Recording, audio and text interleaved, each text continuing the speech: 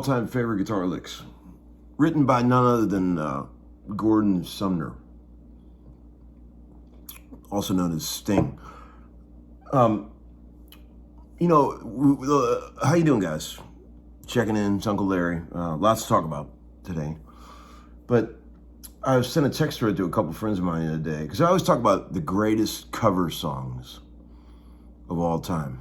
Like one that gets brought up a lot is Joe Cocker doing Help from My Friends, of course. Like cover songs that are actually better than the original. Have we talked about this before? We may have. Again, I apologize because I can't remember what we've covered in 300 and some episodes. But a strong contender for a cover song that kicks the shit out of the original is Bring On the Night by Sting. The live version from the album Bring On the Night is so much better than the original Police album version on Regatta de Blanc. So it's not really, is it really a cover song if it's your own song and you wrote it? But man, that live version from 1986 is amazing. This riff, man, he plays.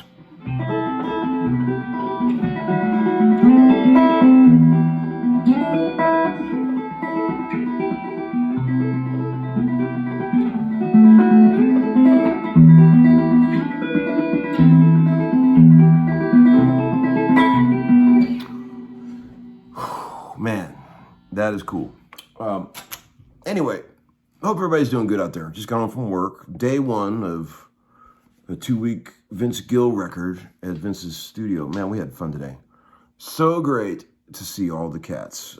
What a band. It was Freddie Eltringham, Jimmy Sloas, Paul Franklin, John Jarvis, Gordon Mote,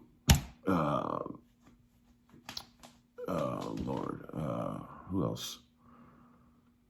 Great band. Jed Hughes. If I'm forgetting somebody.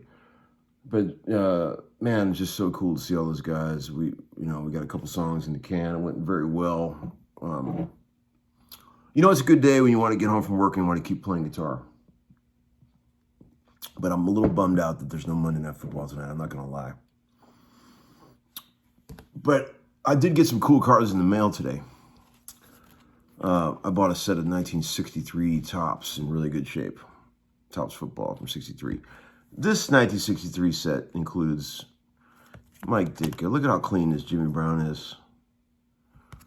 Fran the Man.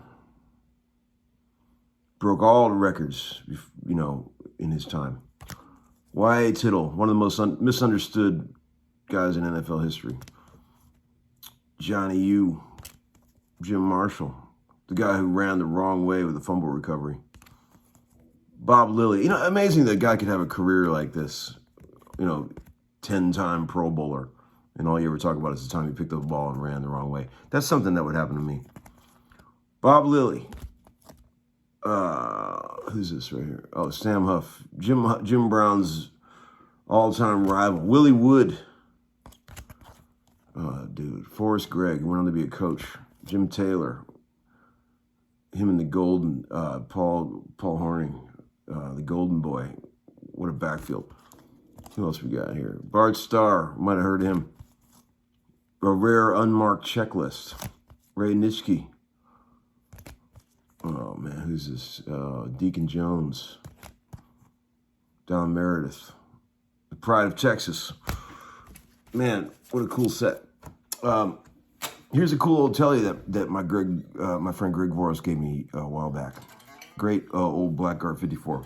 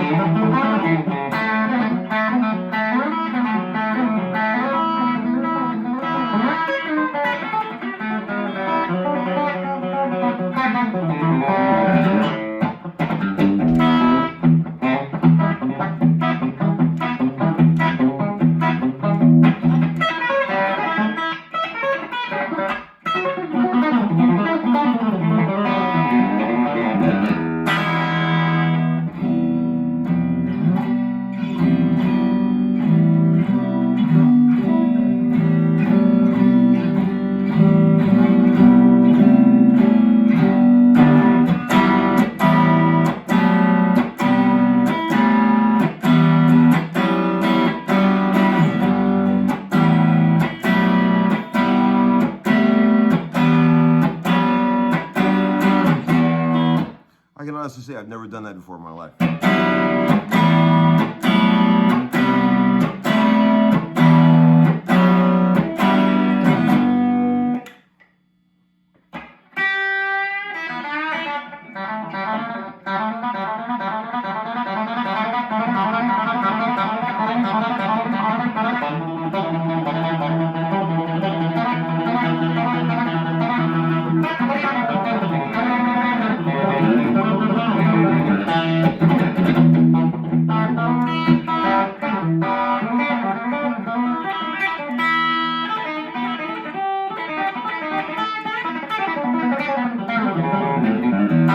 You know, I hate when the things fall off of tellies, the switch tip falls off real easy, and how sharp it is under there.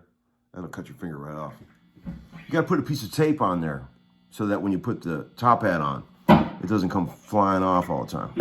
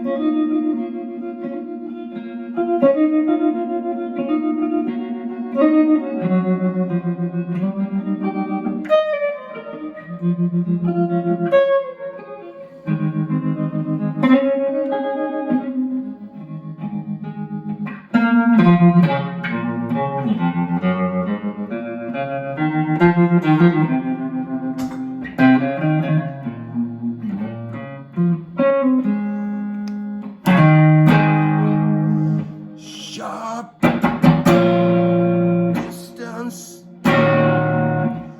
Anyway, remember that song? Getting pretty deep into the album cuts there. Heart of the Sunrise by Yes. Hey guys, thanks for all the kind words and comments about my sweet son's videos. You know, they see dad doing that stuff and they want to do their own videos, and I think it's so cute. I promise I won't inundate you guys with all their videos. It's just, you know, they love it when I put them up. They get so excited. Leo's always like, how many subscribers does Marshall have? It's a war of how many subscribers they have. That's really all it is. You know, because the little brother's always trying to outdo the older brother. Here's a 1973 Kenny Stabler rookie. One of my favorite players of all time, the Snake. Here's a really cool 1973 Johnny Unitas, late in his career when he was with the Chargers. The Juice, rookie, 1970. Okay, what can I show you? Let's see. What was I doing?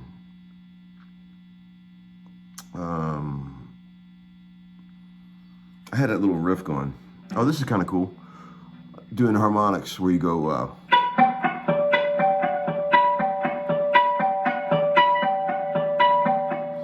put your fingers on the 7th fret and then the 5th fret and go.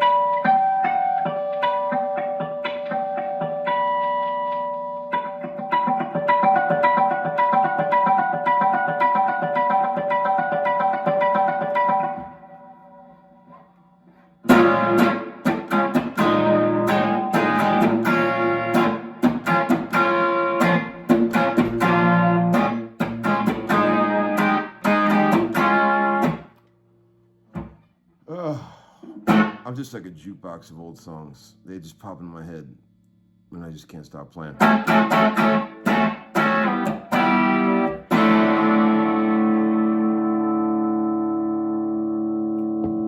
Can we look at some VCB, or is it too late?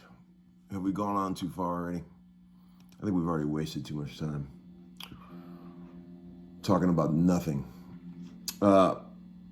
I appreciate you guys sticking with me through all this stuff, man. It's been well over 2 years now. The homeschooling bus has been rolling down the road, wobbling down the road. Oh, you know, I was going to say, thanks for all the kind words about the Cars thing I put up, Since I Held You, saying that's one of my favorite guitar tones. Man, it is. Oh, you know what else we could talk about? Oh, let's talk about this real quick instead of doing VCB. I'm gonna play you the solo from this. Since I Held You by the Cars. We all know it, right? We all know it. But there's a riff he plays in the middle of this solo that just blows my mind. Where is it? Oh man, this is crazy. Great track.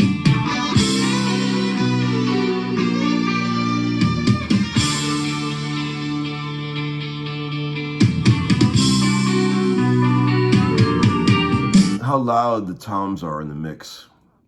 It's amazing. If you're listening to that in your car, the way that the toms are so loud in the mix and they pan crazy when you're driving around with your kids in the back. Let's go to solo. Check it out.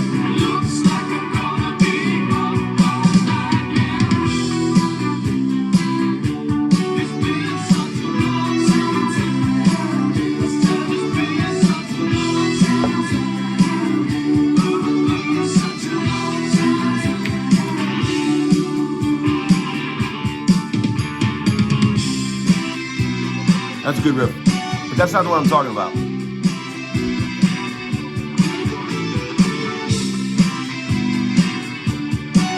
It's going into the outro. Check this out.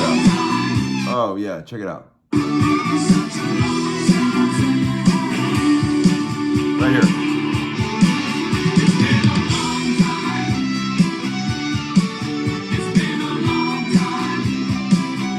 God. Let's hear it again.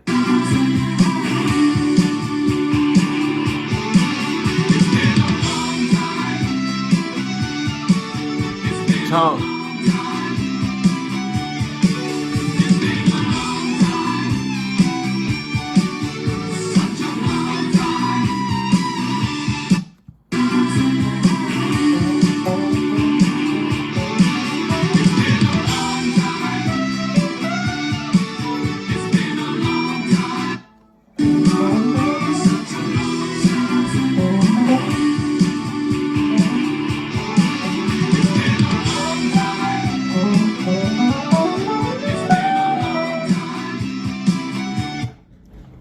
Let's see if we can learn it.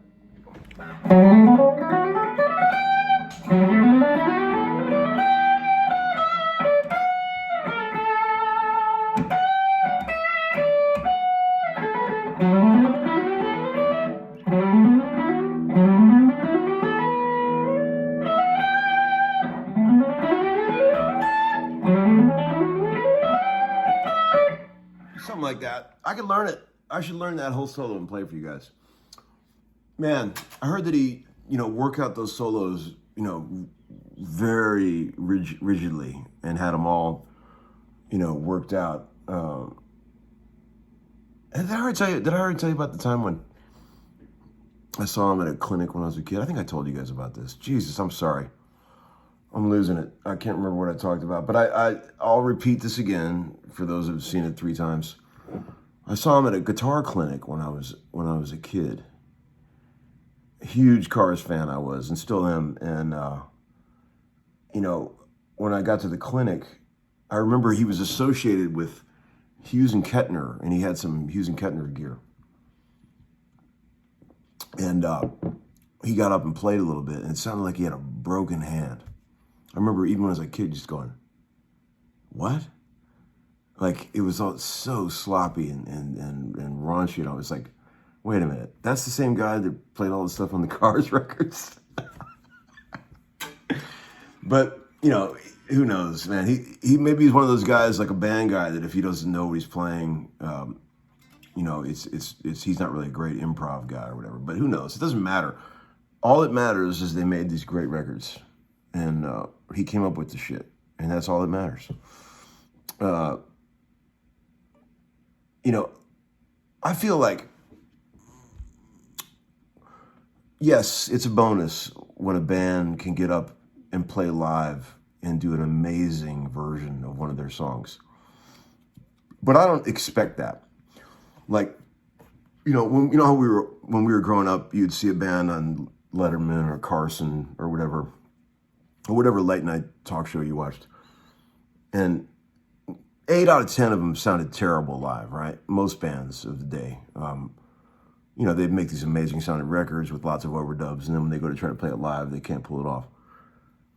But every once in a while, you would see a band that was like, wow, holy shit, that does. You could tell they really were playing live, and it really did sound amazing. In my mind, even back when I was a kid, I thought, well, that's a bonus. A band that could make a great record and also pull it off live. You know, I never expected that from anybody, because we all know, involving studio trickery, like how easy it is to get down the rabbit hole where you make shit sound amazing that you could never reproduce live. It's so tempting when you're in there in the studio, you know, it's easy to do where you make something sound way better than you could ever play it live, you know, with editing and whatever. But it's always really nice, I think, when a band can pull something off live. You know, like let's just say, for example, if in fact all the records that I've heard actually are live and they're not retouched in the studio, from what I could tell, the two best sounding live bands I've ever heard are Queen. Like, if you look at the late 70s versions of Queen playing, like, there's a version of Play the Game live in Montreal. If that really is live, they're the greatest live band that ever lived. I mean, it's hard to tell if it's been retouched or whatever, but if that's an actual live recording with no overdubs or anything, then that's the best sounding live band I've ever heard. I also thought, too, Joe Cocker's band, you know, Mad Dogs, in their heyday, probably the best sounding live band I've ever heard. As far as just, you know, sounding like a record and being amazing. You know, the Beatles were great too, you know, live, but their later works got so complicated that they even themselves admitted that they couldn't pull any of it off live. But that's what I'm saying. The temptation of the studio is like that, you know. But I think what I'm saying here, what I'm driving at is I feel like the record is the thing that matters. Like, that's what will be carried forth through generations, you know. You should do it all on the record and make a record that's amazing, that will stand the test of time. You know, who cares if you can play it live or not? I don't really care. But the Cars definitely did that. They made records that stood the test of time. And that's basically where I was going with all this in a long-winded manner. But yeah, that's probably enough for now. It'll take me 3 hours to upload this. I hope you guys are good. Hope you're enjoying yourselves. Thanks to the guy David Price who sent this card, which is a Cleveland Browns. They did a Mexican edition of Topps 1978, and the Browns are called the Cafes. Pretty cool. All right, guys. See you later.